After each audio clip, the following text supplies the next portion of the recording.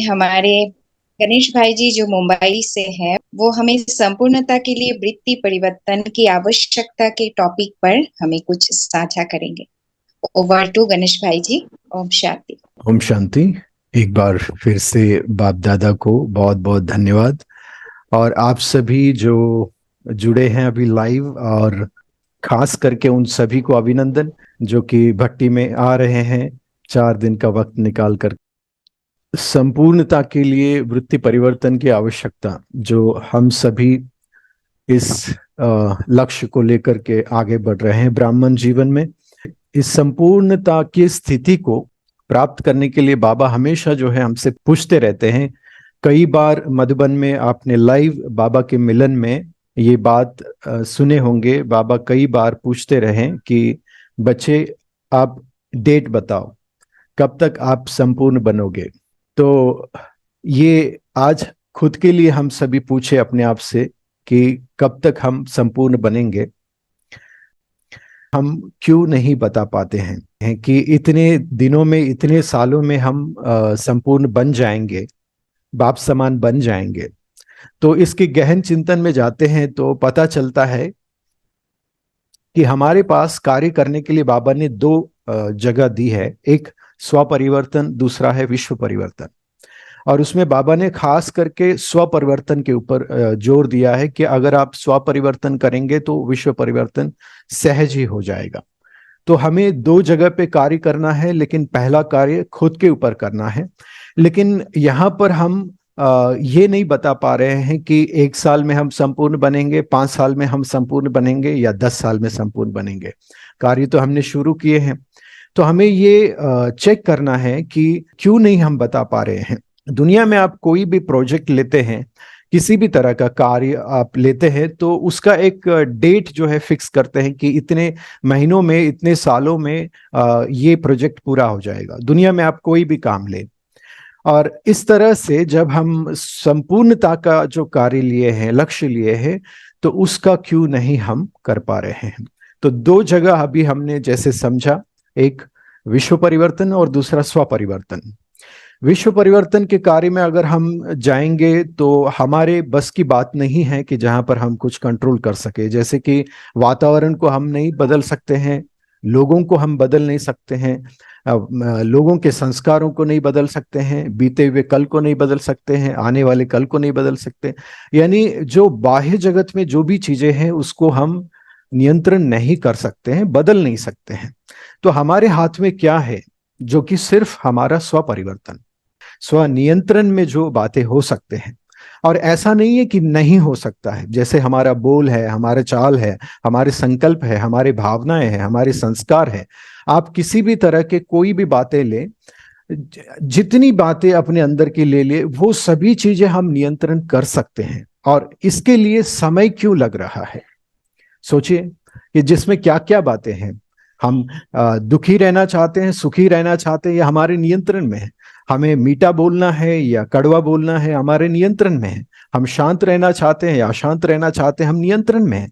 तो हमारा मूड, हमारा मन हमारे नियंत्रण में है।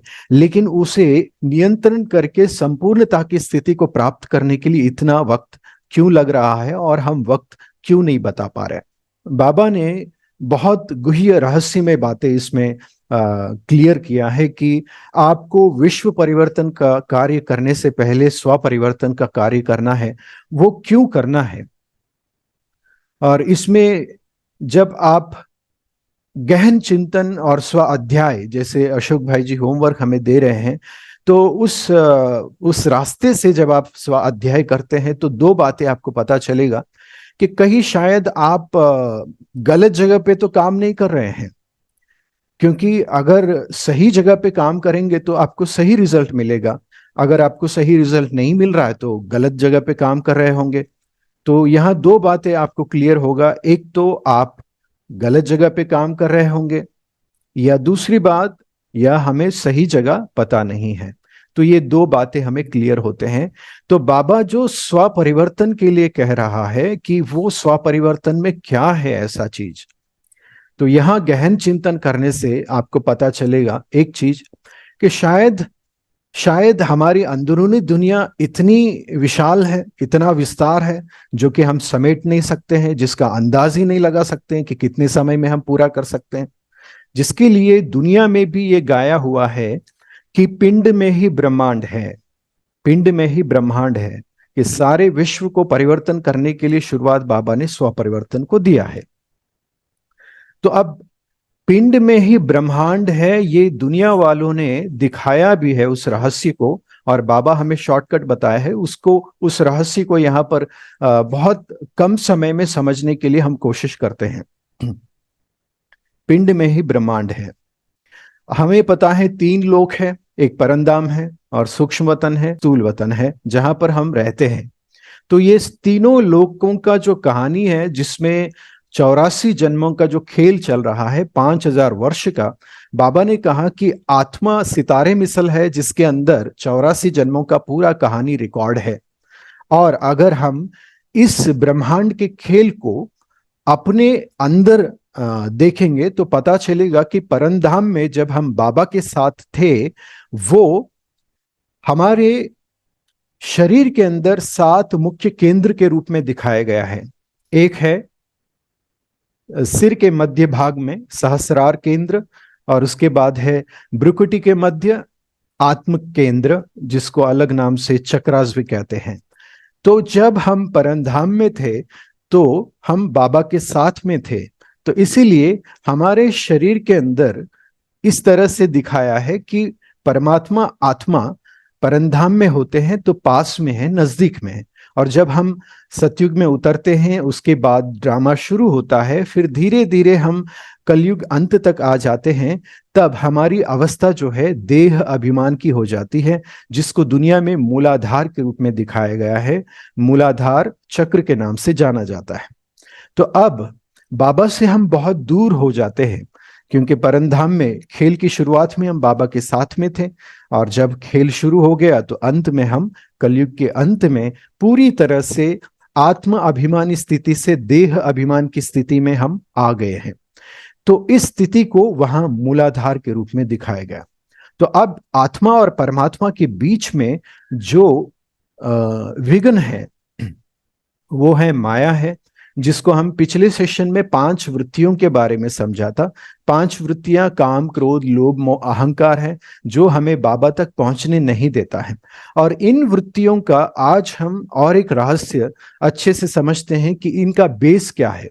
जैसे काम, क्रोध, लोभ, मोह, अहंकार, इसका बेस बाबा ने कई मुरलियों में इस रहस्य को समझाया है।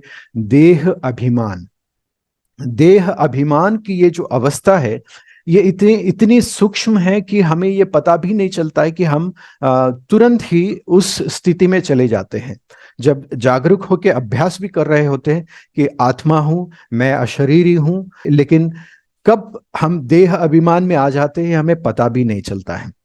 तो ये 5 वृत्तियों के बारे में हमने समझा था।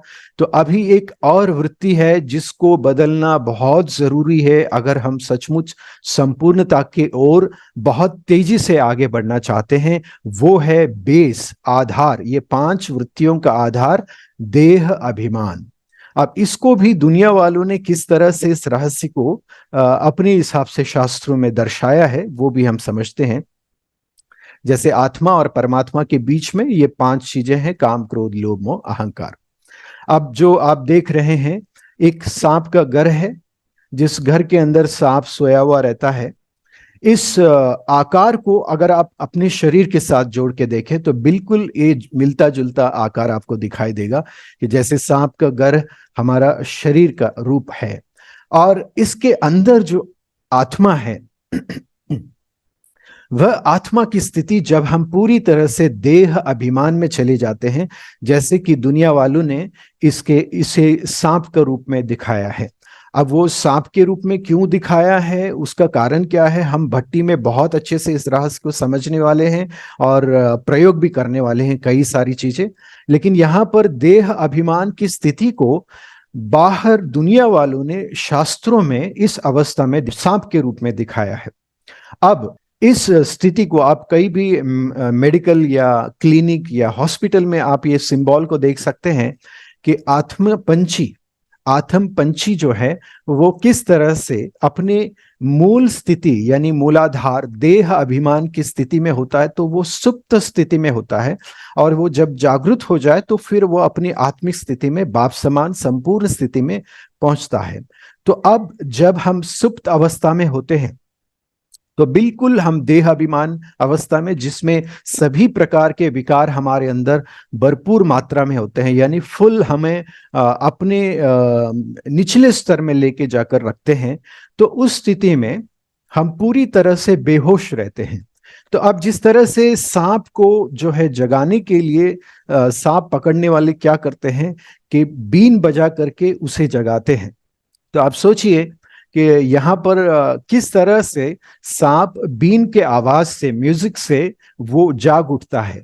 यहाँ समझने वाली बात ये भी है कि एक रहस्य कि एक्चुअली सांप को कान होते ही नहीं है और वो सुनता कैसा है, लेकिन वो बीन बजाने वाले के उसके म्यूजिक कहो, उसकी आर्ट कहो, उससे वो सांप जाग जाता है। बिल्कुल ऐसे ही बाबा हमारी सोए हुए सुप्त अवस्था को जागृत करते हैं हर रोज मुरली के द्वारा। रोज सुबह बाबा बीन बजाता है और हमारे आत्मा को जागृत करता है। हम आत्मिक स्थिति में पूरी तरह से दूसरे दिन आत्मा अभिमानी की स्थिति में आ जाते हैं।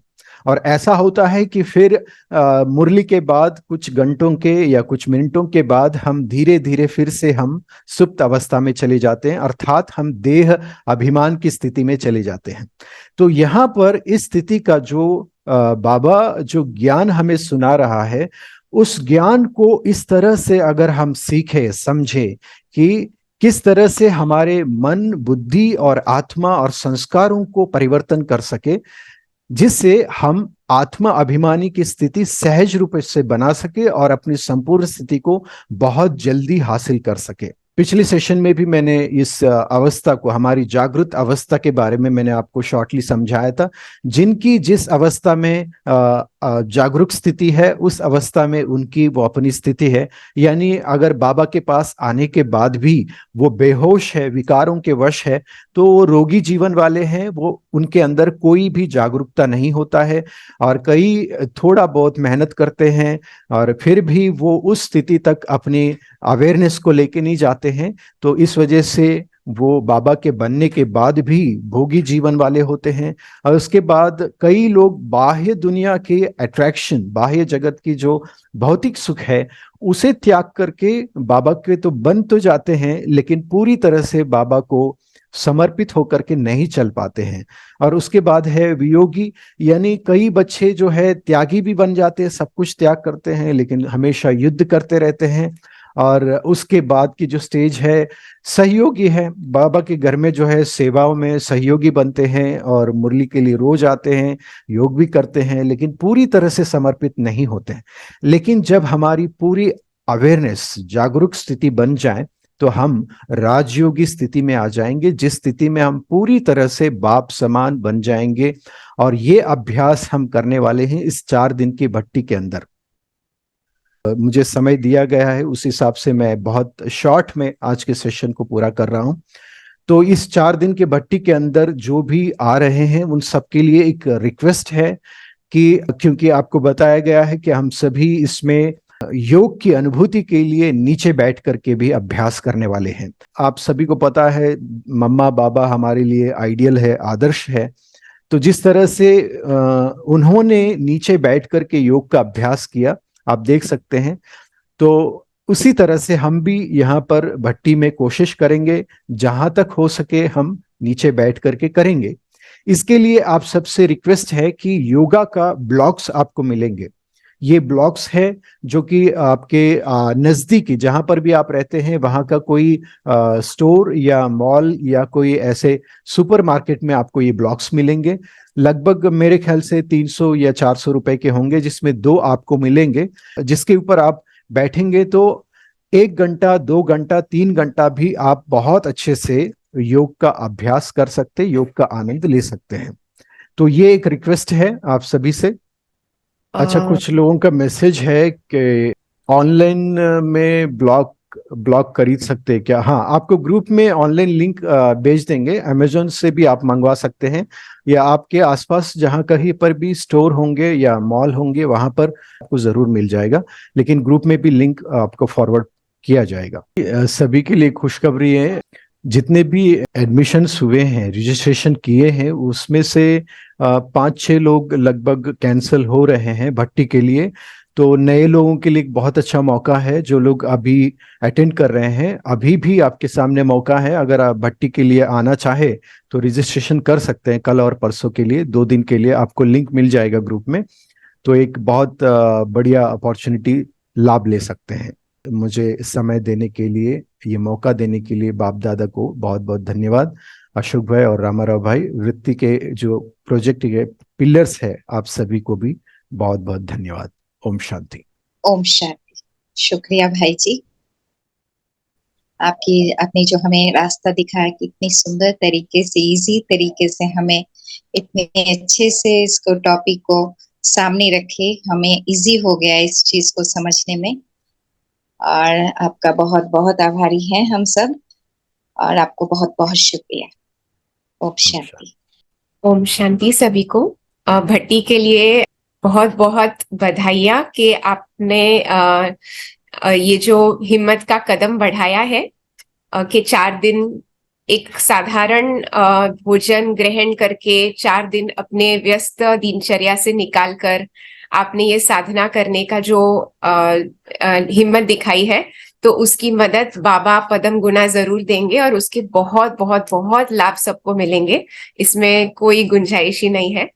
तो हम सभी मिलेंगे, और कोई भी प्रश्न हो, कोई भी आपको चैलेंज हो, तो आप लिख सकते हैं हमारे किसी भी एडमिन के नंबर पर, और आपको कोई ना कोई सोल्यूशन मिल जाएगा। ओम शांति।